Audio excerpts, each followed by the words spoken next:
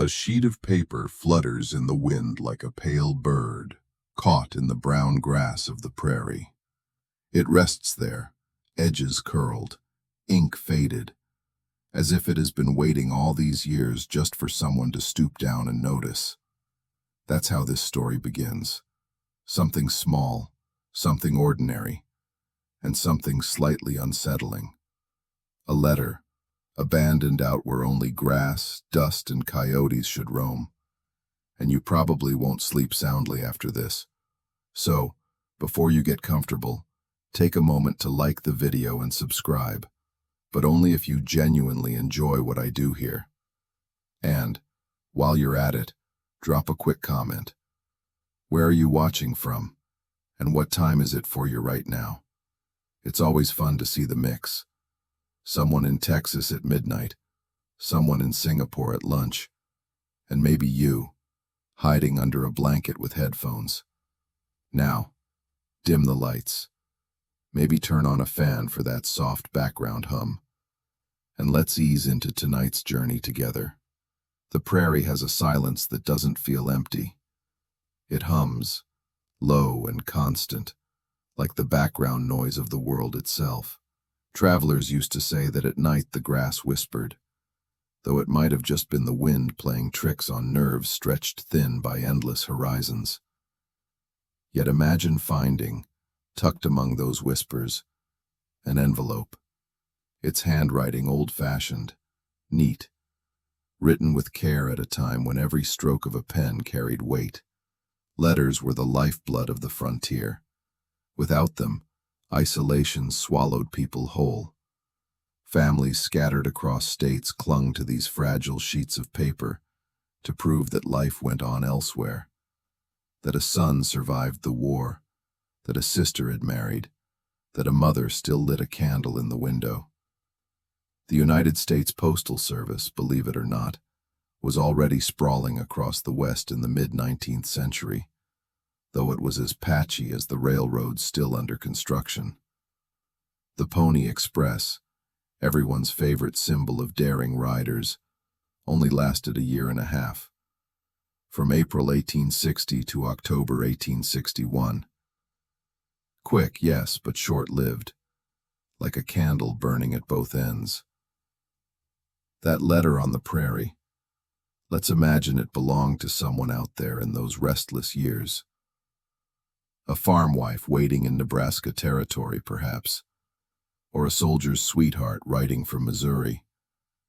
She could have written by lamplight, ink blotting on coarse paper, sealing it with nothing more than wax and faith. But faith wasn't always enough. Here's where historians still argue whether that particular letter-writing culture was more binding than the spoken word.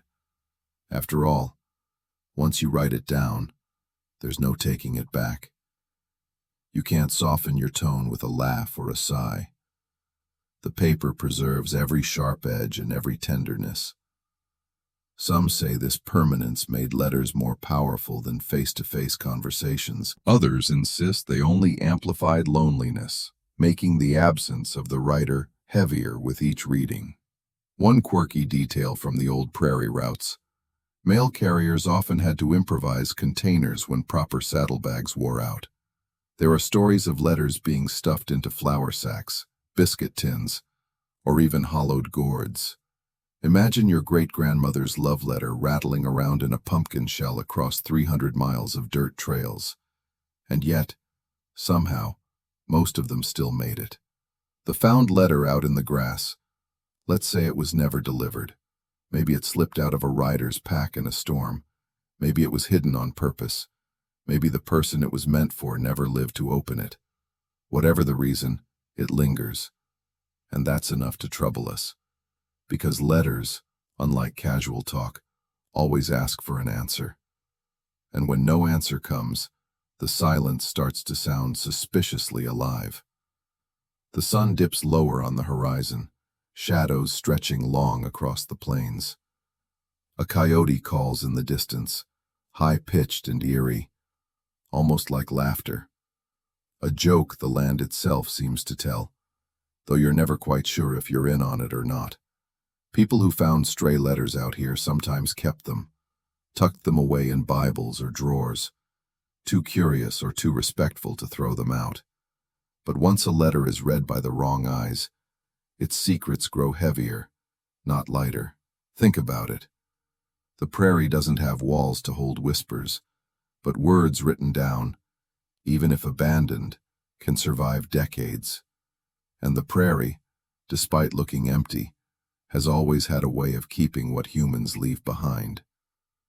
Bones, wagon wheels, rusted rifles, and words sealed in envelopes. Some riders swore they'd seen lights flickering at night out in the tall grass, where no farm or town stood. They called them lantern ghosts, said they might be settlers still searching for letters that never came. You can laugh it off. It's probably just marsh gas or distant campfires.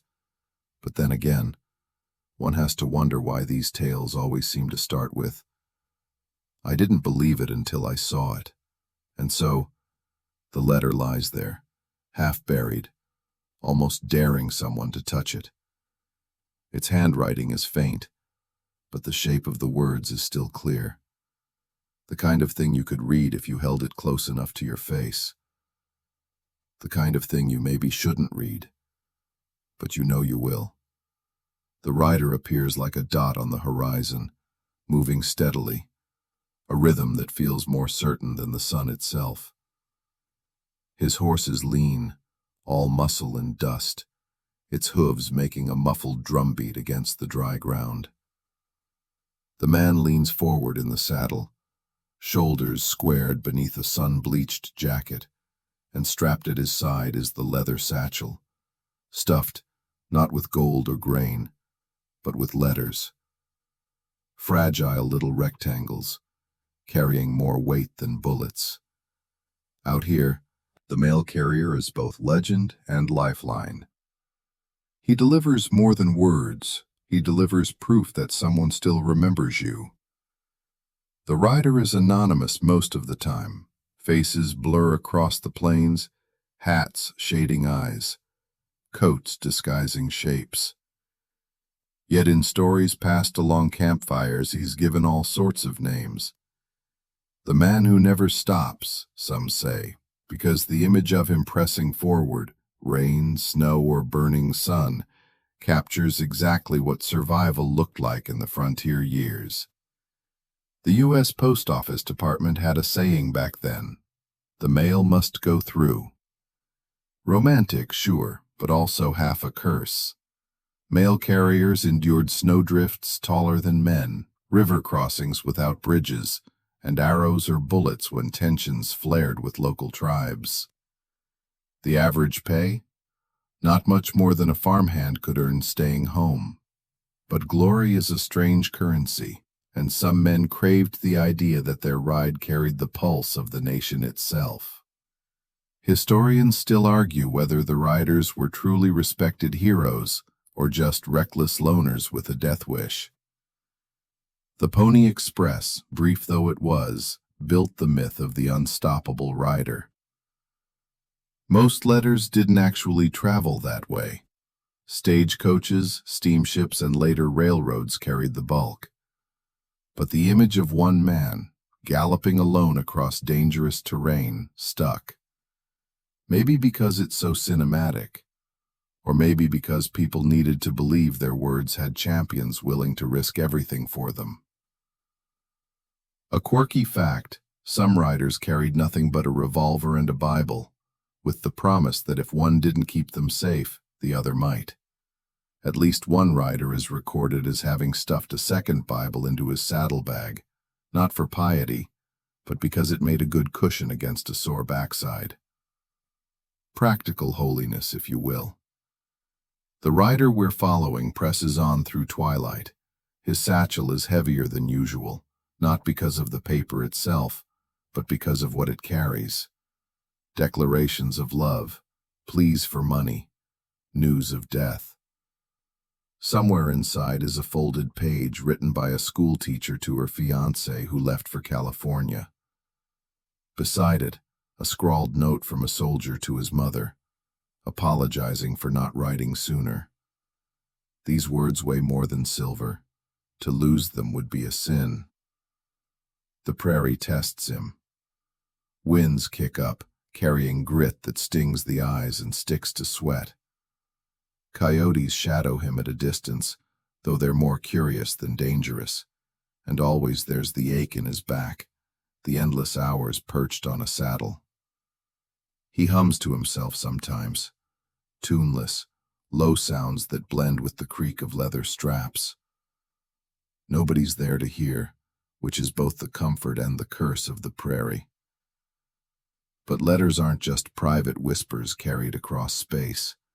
They're also rumors, political sparks, seeds of unrest. In a time when newspapers traveled slowly and the telegraph hadn't yet reached everywhere, letters were how towns learned the world's shape.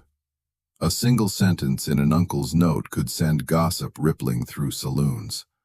They say the railroad will come through Dodge, or word is the Sioux are restless near the Platte. The mailman might think he carries only personal ink, but entire towns hang on the news tucked in his satchel. Some letters never reached their destinations, and that's where the mysteries grew. Did the rider drop them crossing a river? Did thieves decide words were more valuable than coin? Or did someone, quietly, deliberately, choose not to deliver them? That suspicion could turn a community inward, breeding paranoia. The man we're watching knows that well. Once he was accused of pocketing a letter, a simple one, supposedly containing just a recipe from a woman to her sister.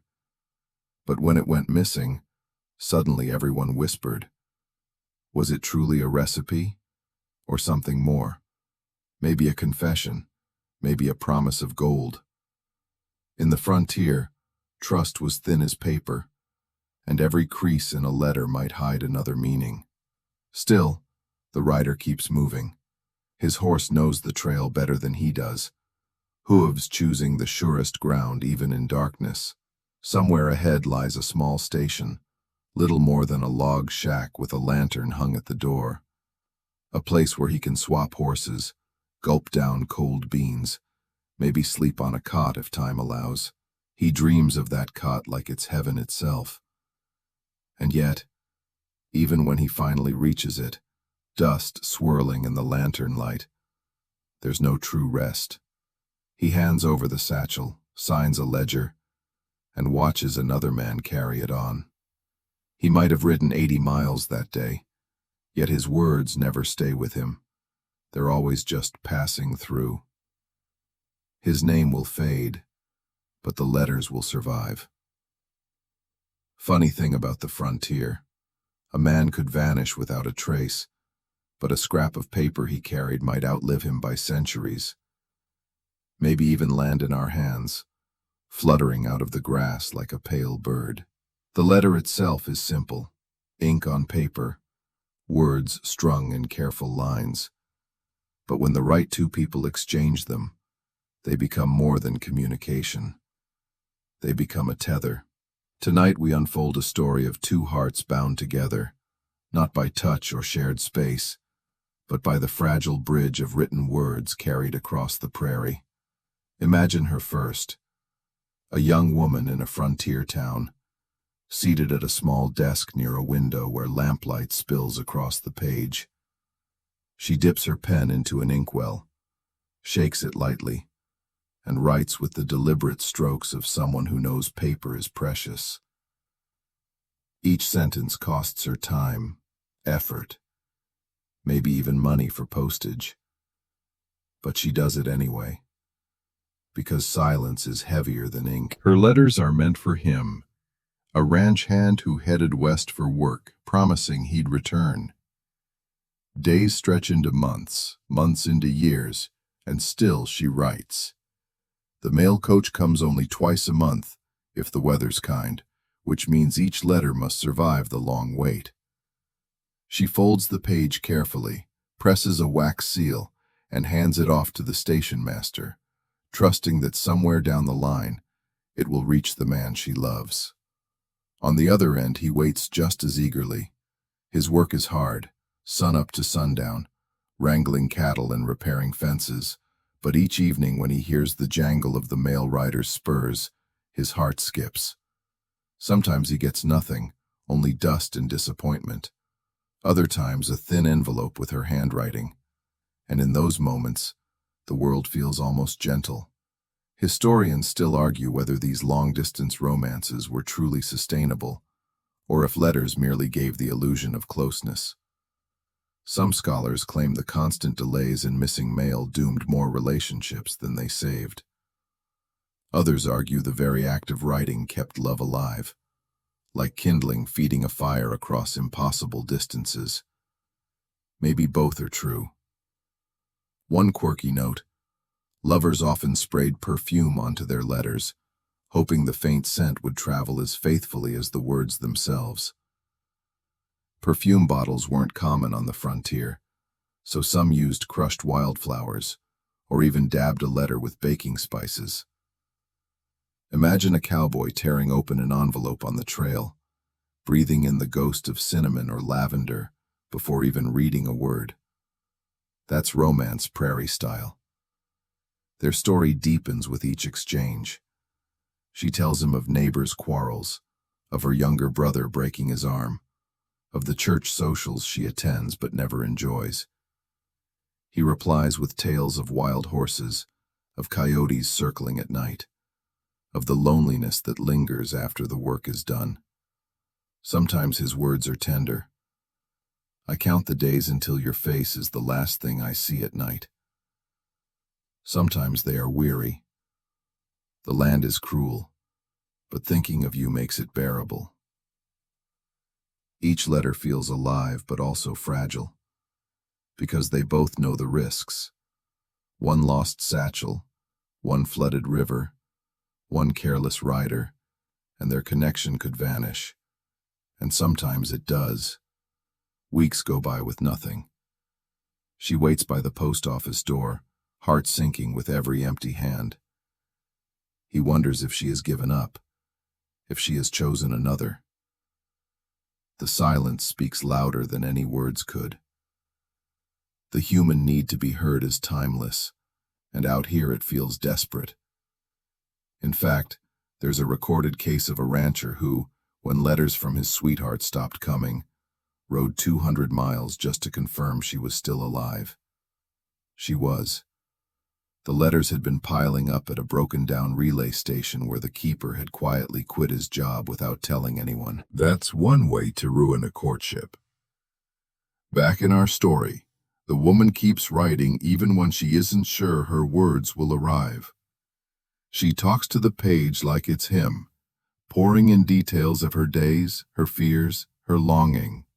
In her mind, each letter keeps him close enough to touch, and though miles stretch between them, the ritual keeps her from despair. At times she slips humor into the ink, a small joke about her father's clumsy boots, a teasing line about his terrible handwriting. Frontier letters weren't all heavy sighs and longing. They carried laughter too, the kind that makes separation bearable. He answers with his own jokes, some so corny you can almost hear him grinning as he wrote them. Humor becomes another thread in their fragile bond, as strong as the declarations of love. And yet, the Prairie doesn't always play fair. One day, she writes with unusual urgency, her words darker than usual. Something about strange men passing through town, about fear in her father's eyes. The letter never reaches him.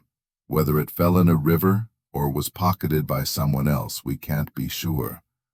But when weeks pass with no word, he feels a coldness settle inside him. Love, after all, isn't just about presence. It's about trust that the words will keep flowing. And when the words stop, shadows creep in.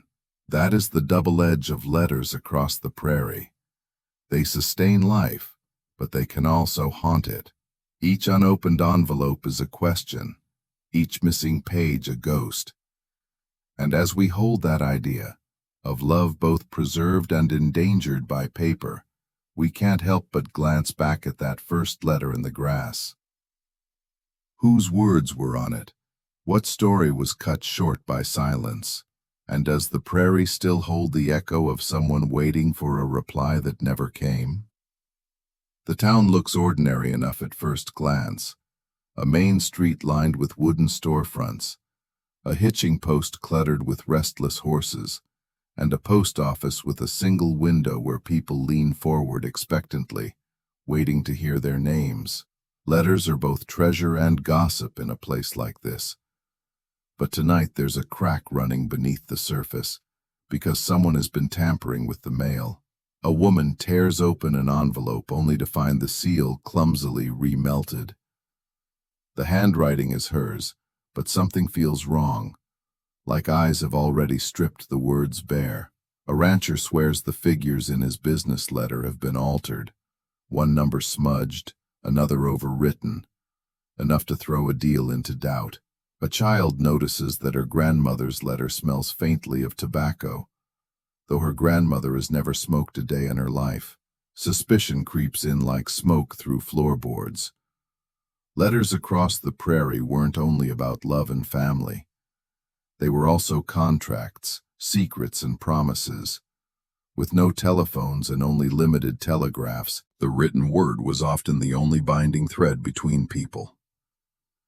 If someone interfered with that thread, it was like cutting the veins of the town. Historians still argue whether tampering was truly widespread, or more of a whispered fear.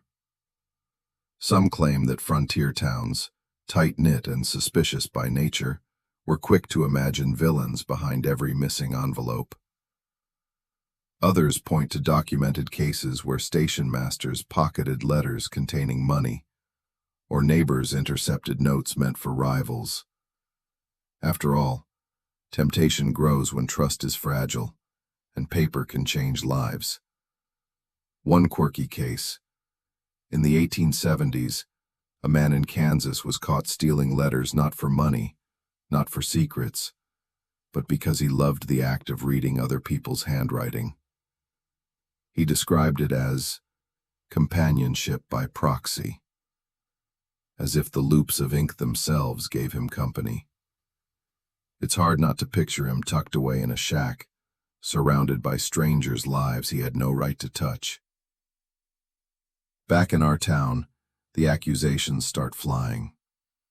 Was it the postmaster? He always seemed too quiet, too quick to close the ledger when eyes lingered.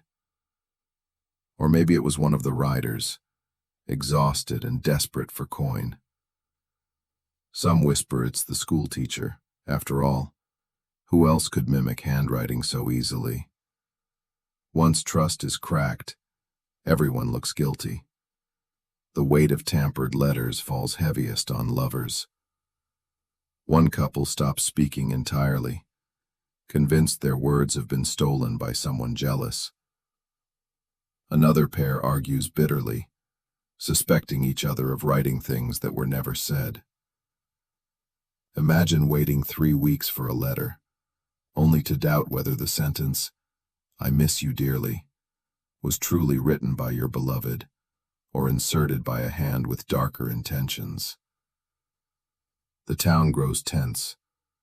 Saloon conversations trail off when certain men enter. Women gather in corners, whispering about who received what, and whether it arrived unsealed. A single missing envelope becomes proof of conspiracy. And through it all, the little post office stands silent, its wooden sign swaying in the prairie wind, as though mocking everyone who waits beneath it. People begin to guard their words differently. Some invent codes, phrases hidden inside letters that only the intended reader will understand.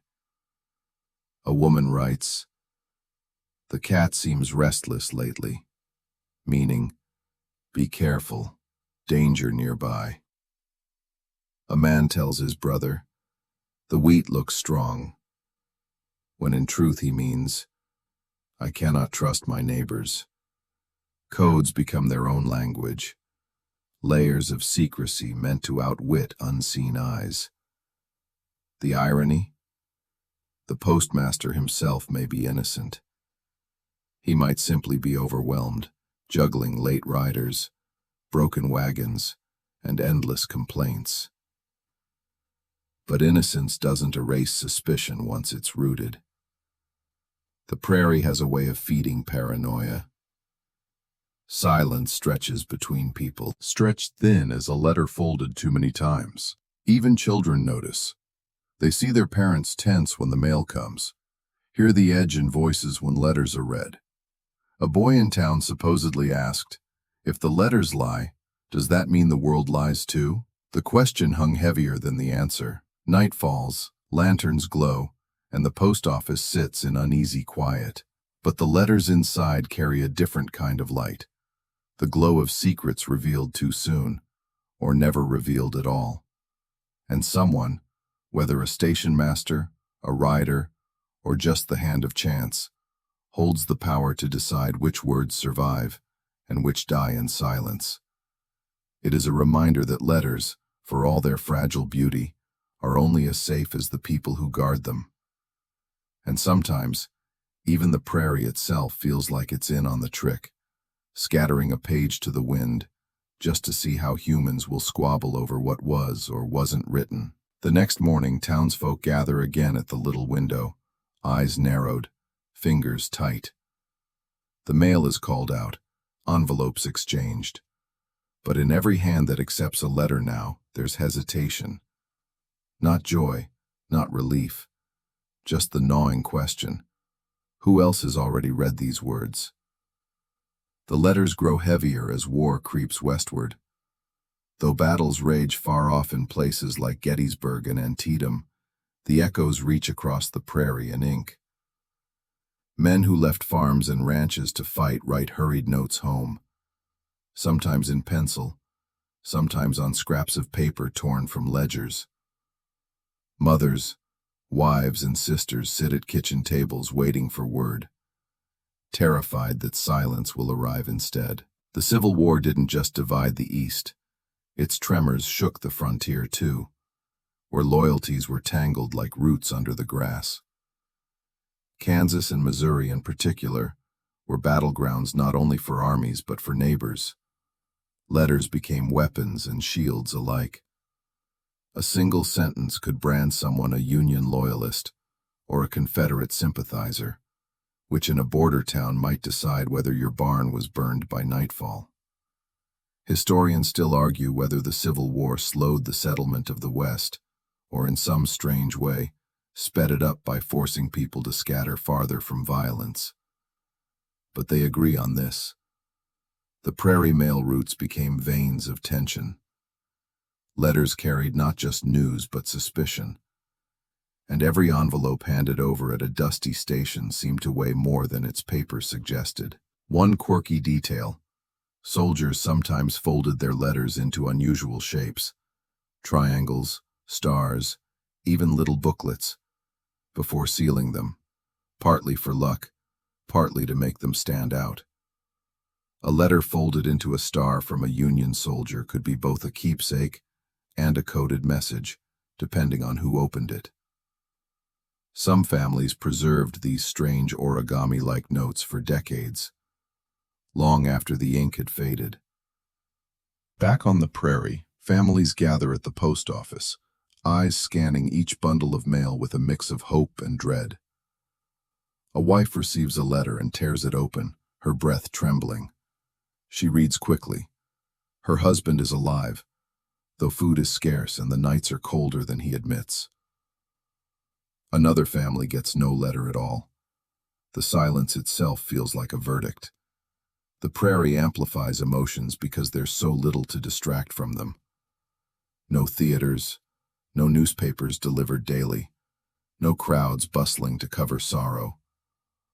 Only miles of grass, a wind that howls like grief itself, and a thin envelope clutched in calloused hands. That's all you get. Words are nothing. And not all words comfort. Some letters deliver bitterness. A neighbor receives a note from his brother, fighting on the opposite side. The letter is sharp, accusing, ending with, "We shall meet again, but not as kin." That single page divides an entire community, with families whispering about who stands where. Suspicion grows like wildfire, lit by words meant only for private eyes. Rumors spread through these letters like prairie fires. The Confederates are marching west. The Union has collapsed. None of it entirely true, yet all of it shaping how people sleep at night. Riders unknowingly carry fear across miles, their satchels bulging with ghosts. There's even talk of letters being intercepted deliberately, not just by thieves or curious neighbors, but by scouts trying to read enemy sentiment. Imagine sitting by your fire, writing to your cousin in St. Louis, only to have your words read weeks later by a stranger plotting troop movements. That's the cruel irony of paper. Once written, you no longer control where it travels. And through it all, ordinary love letters still thread their way between the chaos. A soldier scribbles, "I dream of the smell of biscuits baking in your stove." A young woman replies, "I pray over every letter, that it finds you alive." The softness of these words feels almost shocking against the backdrop of war, like flowers growing stubbornly through cracks in stone. The prairie itself seems to listen. Nights are longer, stars sharper, and every letter read by lantern light feels like a fragile barrier against the darkness. Families gather around, passing the page hand to hand, as though touching the paper itself brings them closer to the absent loved one.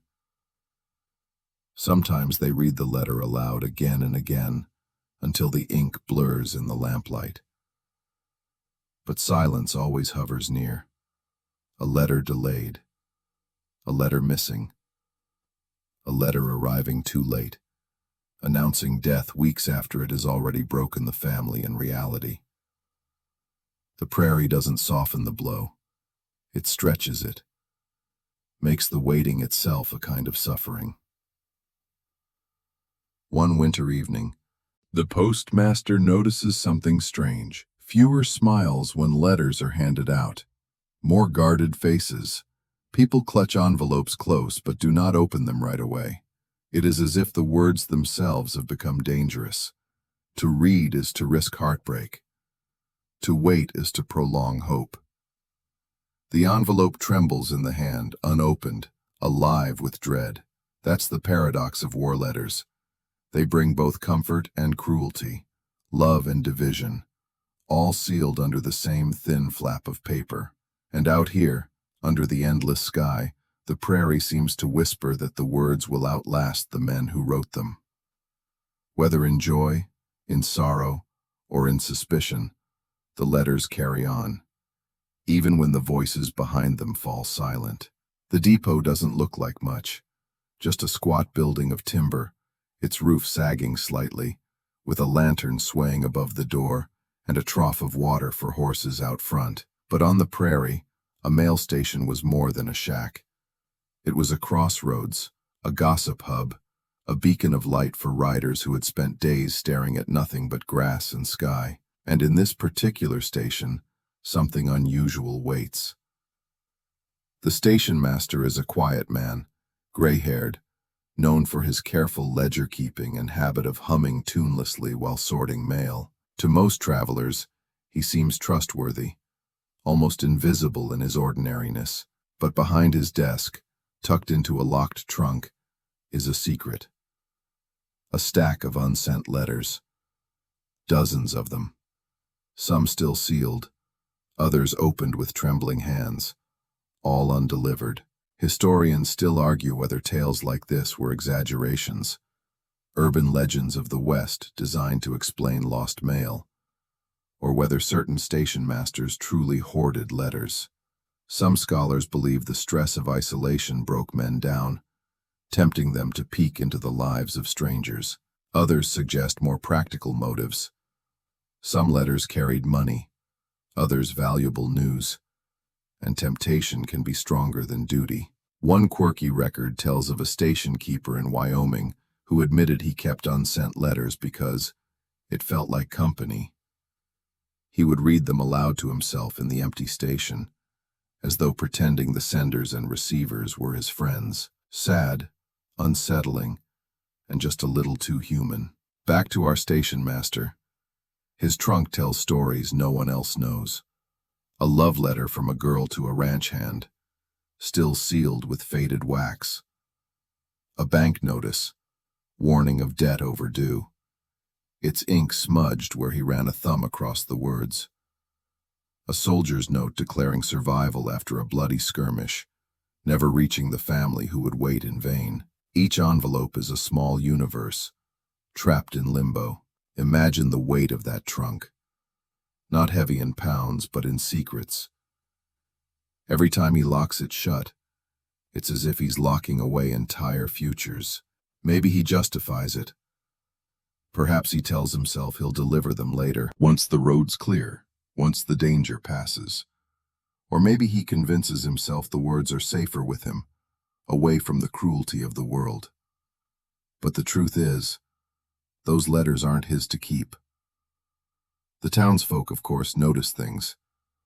A rider swears he handed off a bundle, yet a family claims nothing ever arrived. A woman grows bitter, sure her sister has forgotten her. A farmer waits for instructions from his cousin about land deeds, but no word comes.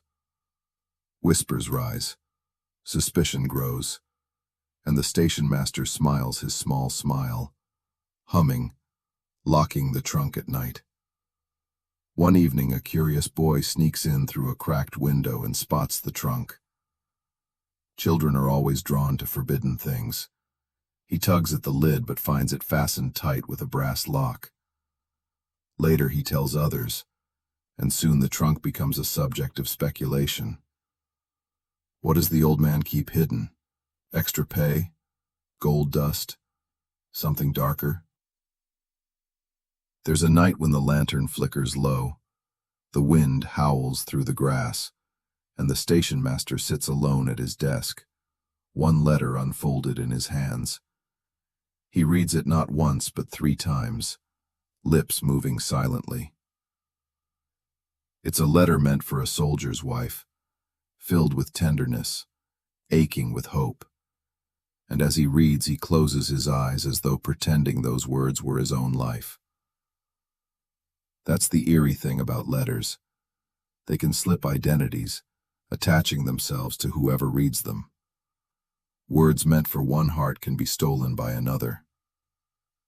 The prairie makes that theft seem even larger, because out here, stories echo across the emptiness like church bells.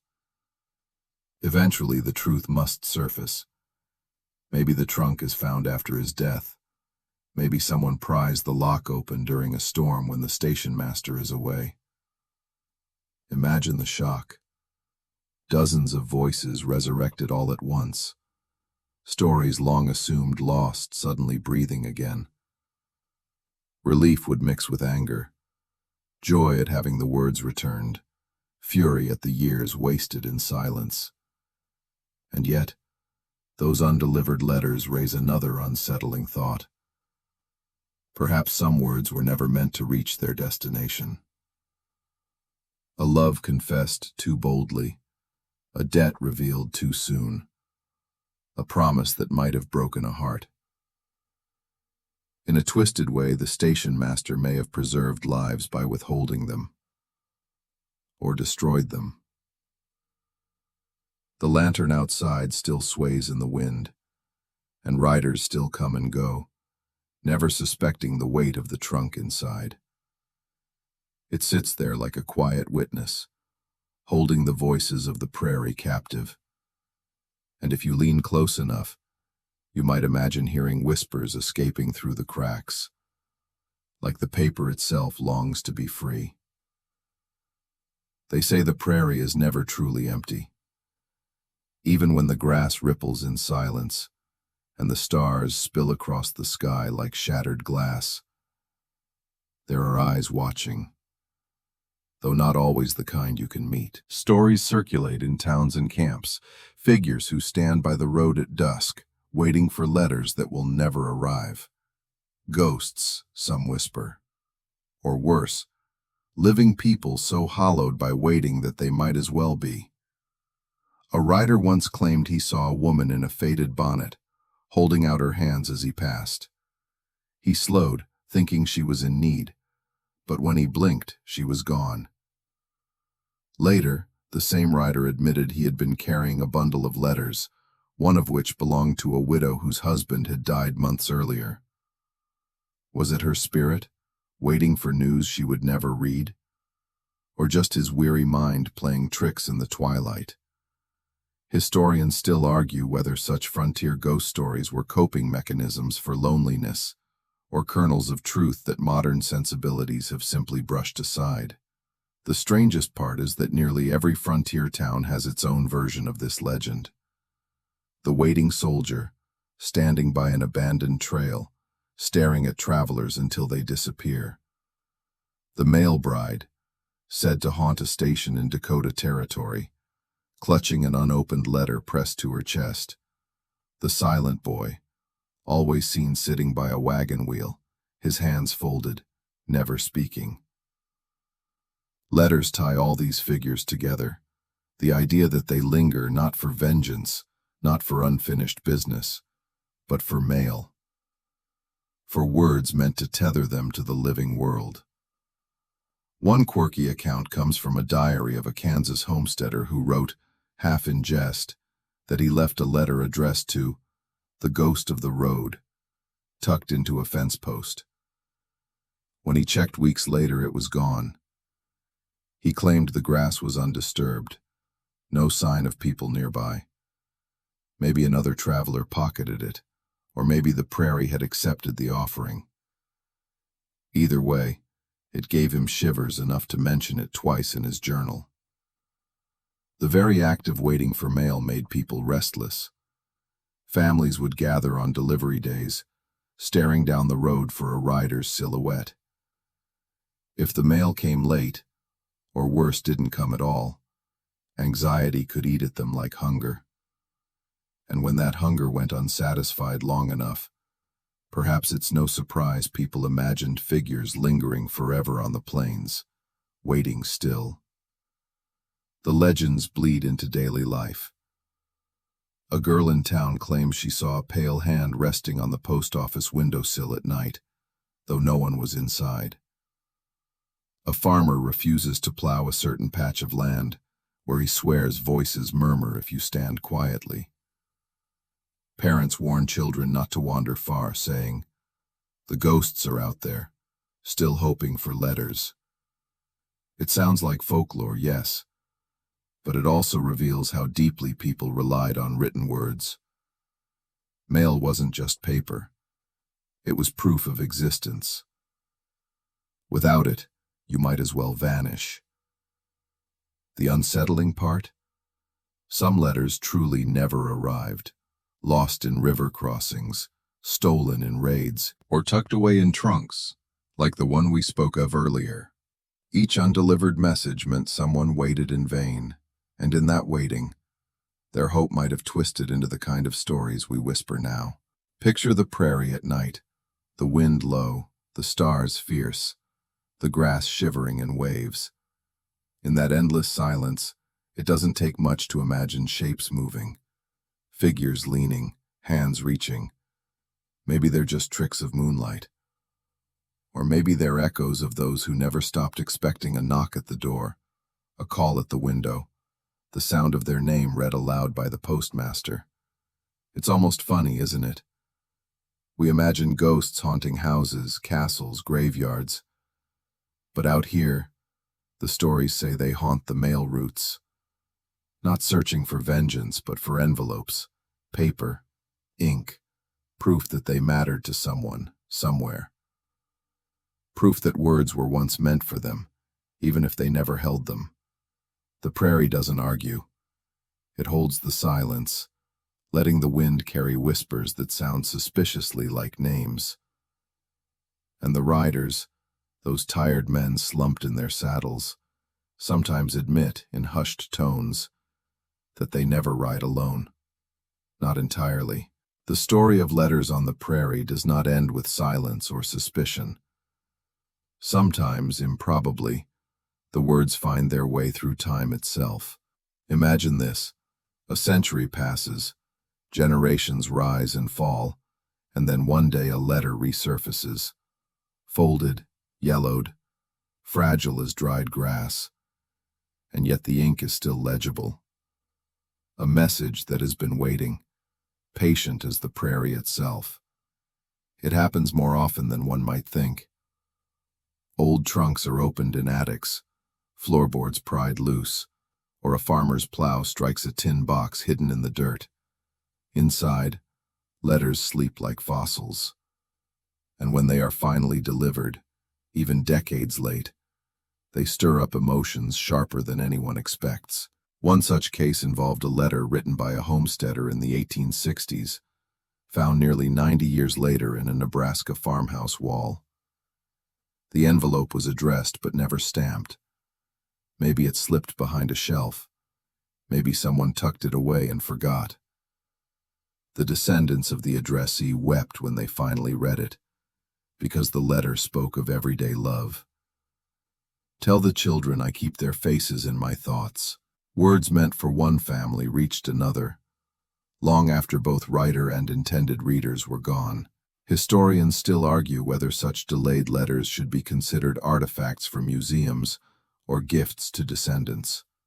Both, perhaps. One quirky tale tells of a cowboy's letter found tucked inside the binding of a Bible donated to a church. The congregation read it aloud during a Sunday service, laughing at the man's clumsy spelling, but quieting when they reached his closing line. If I don't return, let these words be my handshake. The letter was written in 1873. It was read aloud in 1954. Across 80 years, the handshake was finally accepted. Now imagine our own phantom letter, the one lying in the grass at the start of this journey. Suppose it is finally lifted by careful hands. The paper is brittle, but the words remain. They speak of longing, of waiting, of promises that time has long since buried.